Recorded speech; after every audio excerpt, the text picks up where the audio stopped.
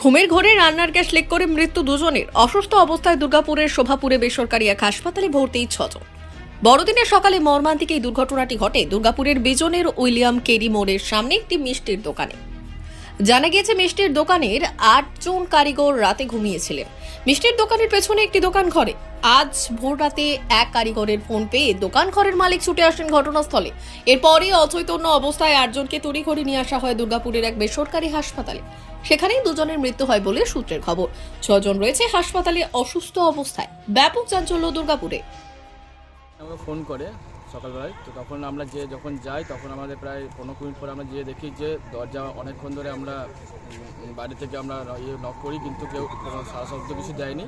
কিন্তু তারপরে যখন অনেকক্ষণ চেষ্টা করার পর যখন 15-20 মিনিট আধা ঘন্টার মধ্যে আমরা দরজা ভেঙে ফেলি, দরজা ফেলে দেখি যে সব অচেতন অবস্থায় ভেতরে সব শুয়ে আছে, কারো কোনো হুঁশ নেই।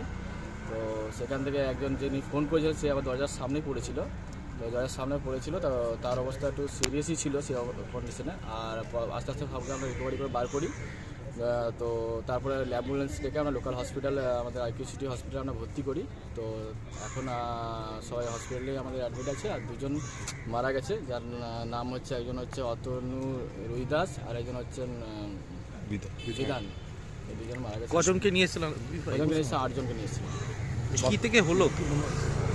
কিসের থেকে আমি বলতে পারবো না, তবে যতদূর সম্ভব হচ্ছে ওখানে গ্যাস সিলিন্ডার থেকেও হতে পারে, লিকেজ থেকে, বা আরও অন্য কোনো কারণ আছে নাকি বলতে পারবো না। সম্ভবত গ্যাস লিকেজ থেকে হয়েছে। এটা কি ঘুমাচ্ছিল ওরা? ওরা ঘুমোচ্ছিল, সবাই অচেতন অবস্থায় ছিল। ওটা কি মিষ্টির গোডাউন? ওটা ওখানে, হ্যাঁ, ওরা থাকতো। মিষ্টির গোডাউন মিষ্টি বানানো হতো, আর ওখানে থাকতো ওরা। সবাই কি কারিগরই ছিল? সবাই কারিগর ছিল, সবাই কারিগর ছিল। কি জেনেছো তোমরা?